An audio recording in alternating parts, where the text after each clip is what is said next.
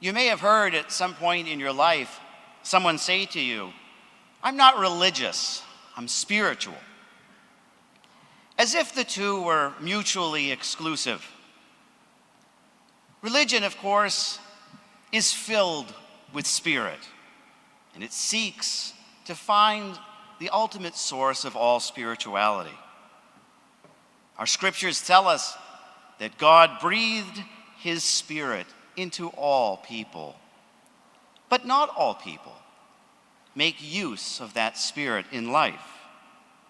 The Spirit of God is made available to all. But in order for us to use it, we must strive in our lives to know him. God has made you and me and all people spiritual beings.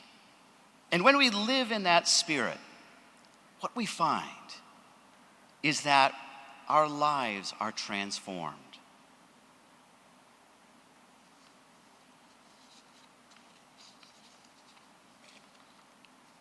In just a few days, our YNIA team will be traveling to Cincinnati, Ohio, on a mission trip.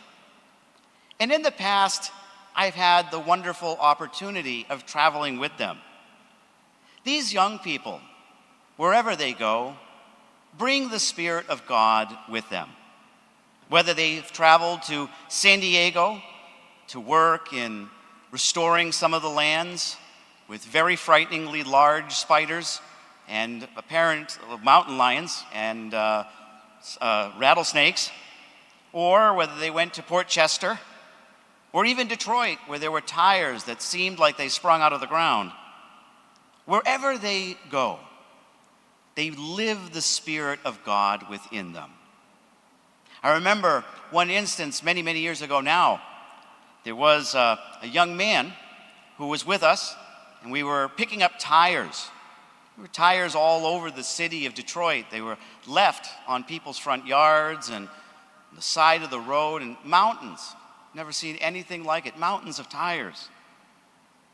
And, we had been working all day long.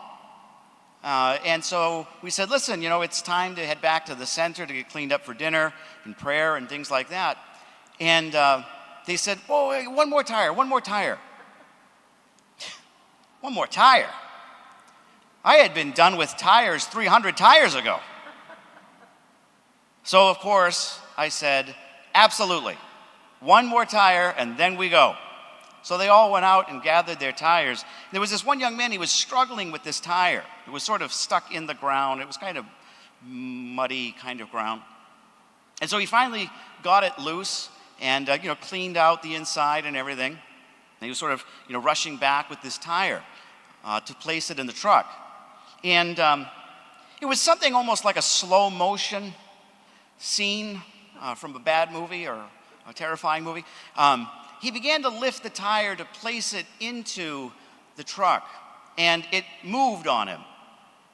And a whole bunch of water came flowing out of it, all over his face and hair.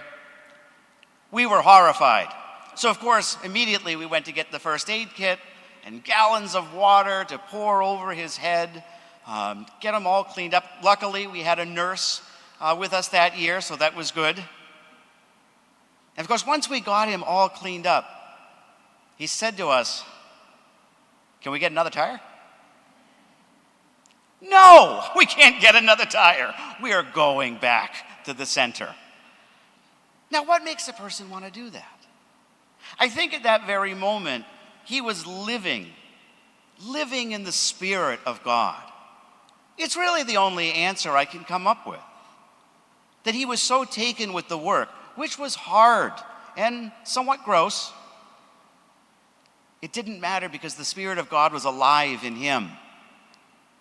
And so he was willing and able to take on the very heavy burden that had been laid before him to help the people's lives improve in the city of Detroit. And all of our young people, they always amazed me. When we came back to the center for prayer, it was filled with such joy and happiness. And when we would go out in the hot hills of San Diego, they would sing the songs of praise and worship that we had sung together that morning. And it didn't matter where we were. You could sense the Spirit of God alive in our small community of service. I think this is what St. Paul means when he says to the Romans that they are to live in the Spirit, to allow the Spirit of God to live in them, to be the Spirit of God alive in the world, to bring that wonderful message to others. Now, when I was younger, I always loved this gospel because I always focused on the easy part and the lightness of God's burden. But of course, in life, we know that there's hard work always to be done. So what might Jesus mean then by him saying that his burden is light and his yoke is easy? I wonder to myself. I think that it must come from this same Spirit of God alive in us. That's why when returning from working and we saw another tire on the side of the road, those young people would ask, hey, can we stop and grab that tire? Nope, we're going back. Or, I just need to help this person get their groceries to their car, and then we can leave. Or, I just need to pick up this last cigarette, but that's on the ground here, and then we can go. I need to do this. It seemed that with the power and the Spirit of God alive in them, they could do anything. We are spiritual people, and God has made us to live in his Spirit. And the work of the Lord is light, and his burden is easy. Not that it doesn't take sacrifice, not that it doesn't face us with challenges or hard work, whether it be spiritual or physical or mental. The work of the Lord is light, and his burden is easy, because God works with us. And so no matter what the challenges or the burdens of this life may be, they are real. But when we unite our spirit with the Spirit of God, they become maybe a little bit more manageable.